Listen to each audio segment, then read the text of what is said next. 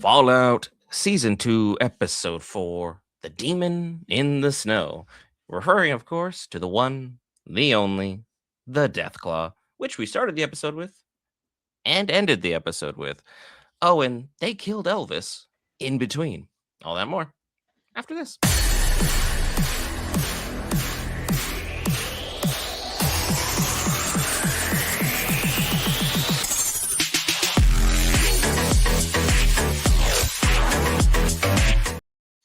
It was probably impersonator. But hey, guys, welcome back to Geek Variants, where we cover a wide variety of content. We like to upfront the information to make it worth your guys' time. And as always, Fallout continues its amazing season. I think personally for me, this was the weakest episode of the season, but it's still not getting any lower than an 8 or 8.5 for me. I really enjoy how the story's coming out, how the world's building, and the growth that Lucy had throughout this episode, albeit she was dealing with the lovely coming out of the reaction to Jet. But your thoughts, Will? Deathclaw. Look, I haven't played the games. Like I've seen some of the games been played. I've been around for it, but to actually see them put this thing on screen, it's just as terrifying as when I saw it in the games. So that they did absolutely fantastic with this. But the way that it was done with that flashback with Cooper in the beginning and the setup for yeah, they're doing the fight, they're clearing everything, and just how misinformed a lot of the higher up command is when they're like, "Yeah, you guys, you did it, great job," and he's like, "No, we didn't. that thing did." Like it's a freaking problem. Like they, even though they're this is a slower episode and stuff like that, starting with that gave you something like, okay, where is this gonna go? And as we went through the episode, again, they started dealing with the stuff.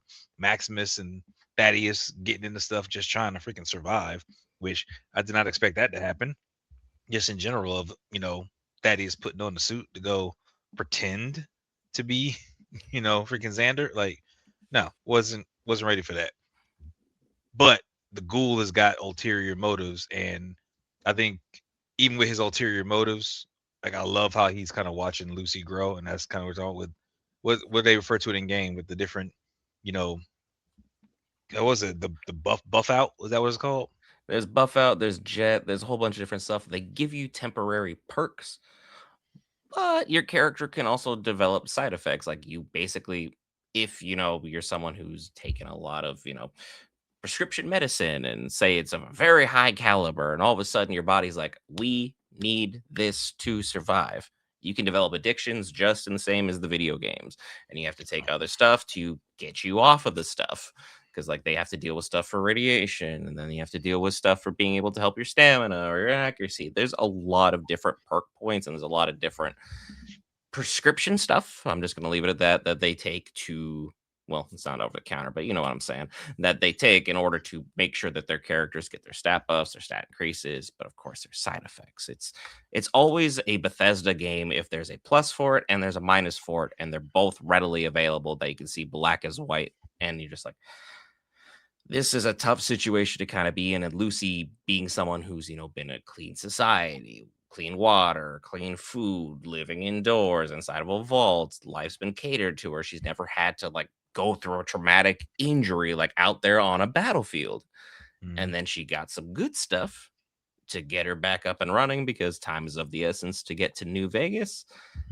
Now our girl is saying fudging like you wouldn't believe, and she is this close to dropping a hard F bomb, which I thought she was going to do at the end. But again, okie dokie, I guess will suffice, because I know what words I would have used, and they are not YouTube approved. So there's a lot of stuff to break down there, and then we have a lot of stuff going on in the vaults. You want to talk a little bit about the power struggles in Yo, Vault 32 and 33? all right. So power struggles in general. So let's start with the power struggle with Norm trying to lead Vault 31 out into the world and talking about, hey, we got to ration our food. They're just pounding dry pasta and everything else, whatever they can get into their system because they haven't eaten in a freaking while. And it seems like as he's trying to connect with Claudia, then you got Ronnie, who's like, well, I was like the secondhand guy to the boss, and I took all the lunch orders, and I know about the next phases and stuff. And it looks like he's trying to insert himself kind of in Norm's pocket or take over as leader. Like he's doing things, and that's what Norm's got to deal with. So that's on the outside, but on the inside, between 32 and 33, we have everything that's going on with was it Steph and Betty, who are Yep. fighting. The overseers that are kind of fighting each other. Steph is going rogue, kind of doing what she wants. She's like, "Well, we got the water that you need to that, but I need something.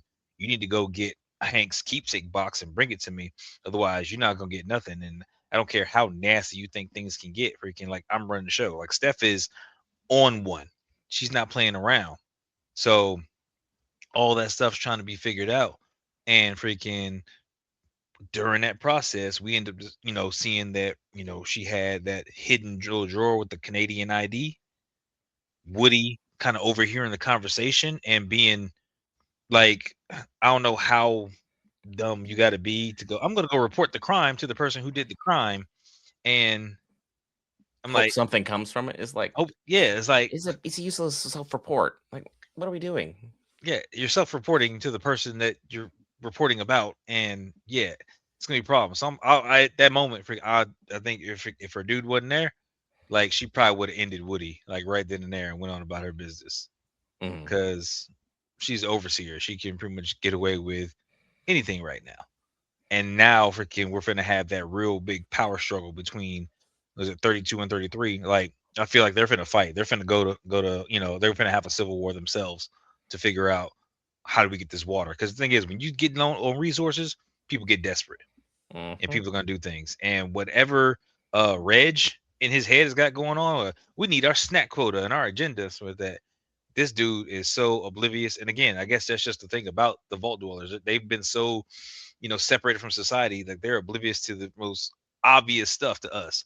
So it's like just seeing it firsthand is just like, oh my God, I'm pulling my teeth out freaking trying to like, what are you doing?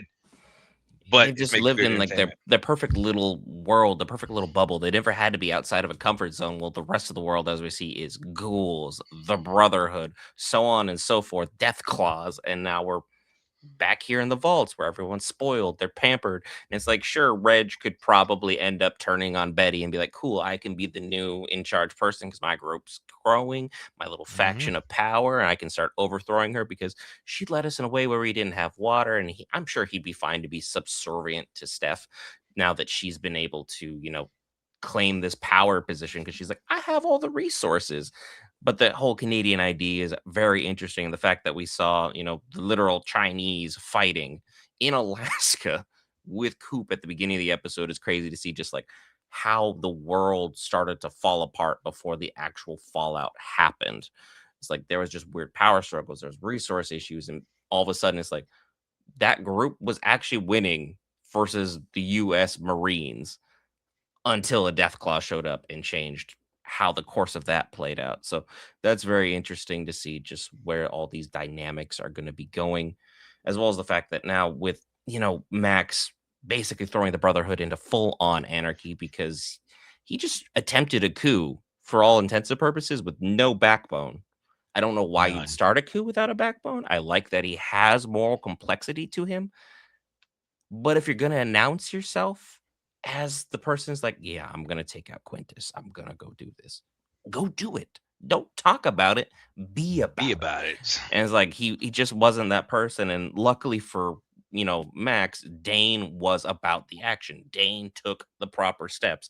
Dane took the nuclear core and the fusion core. It's like, "Hey, no one else can use this if they don't have it. You're the only person with a moral compass. Here you go." So now we have, for all intents and purposes, another ghoul and his sidekick, even though Max is really the one in charge, out here doing some things. Because my first trip is to go back and go get Xander out of his power suit, go fix that. And now we got two power suits, and we're just going to go because things are complicated, or I have to go back and get mine. Not really sure whose suit was which at a certain point, but it was hilarious watching Thaddeus have to like try and play inner politics on a society that he has been so far removed from for a while that he's like, I don't know who's who. I don't know what's up. I don't know what's down. Like, it's nice people are approaching me with these power moves, but the hell am I gonna do? I don't know which way to go with these things. Just kind of be like, yeah, that makes sense. Yeah, that's reasonable. It's like in the back of your head, I have no idea what they're talking about right now. So I know the it's man crazy was to having see. a panic attack during the process, and then you see the Yosemite Elder and the Coronado Elder start going at it with trying to freaking make different offers, and then they just start taking each other out. So now we have the entire civil war, which is the first thing we were trying to avoid in the beginning. We it's war all over the place. Like, this is the fallout of the society. Like, this, the name makes so much more sense when you see how many things are actually happening, and the fact that they're putting all this together, apparently leading up to the next Fallout game. Like, the game's gonna be crazy. Like, it's gotta be They already wild. said they want to put 600 hours of playable content into that game immediately. So it's like that that is ambitious because that's what Bethesda does. They get you with these replays and all the other stuff, but at the same time, war never changes is the line that has always defined Fallout. As long as people exist, war will exist. People will do dumb things, and other dumb people react to the other dumb decisions. And then you get these petty power struggles, people arguing over nothing.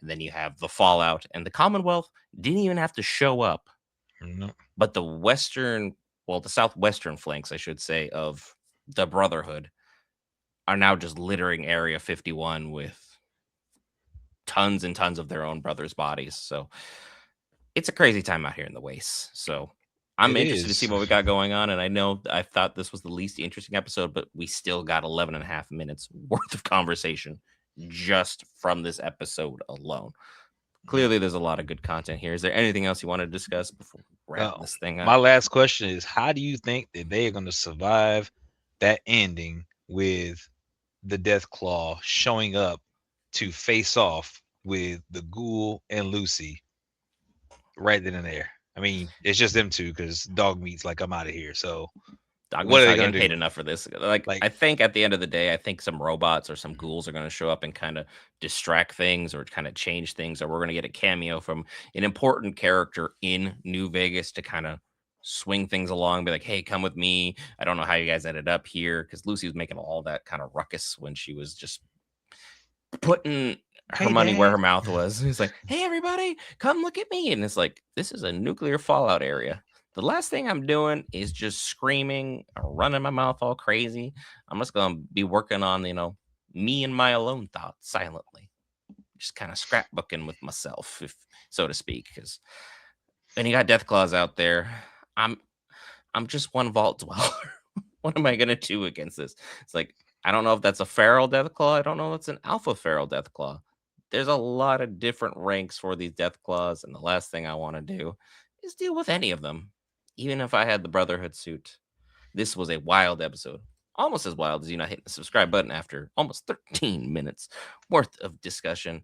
As always, this show has been great. We have tons of great animes that have been rolling out. My Hero Academia Vigilantes going into its final season. Very excited to see that. Frieren next week. Hell's Paradise this Sunday. Jujutsu Kaisen this Thursday. We have it all covered for you right here on the channel. So be sure to be subscribed and stay tuned. That notification bell, hit that like button, all that good YouTuber stuff. Without further ado, I'm Brent, the man, the myth, the marvel. We'll see you in the next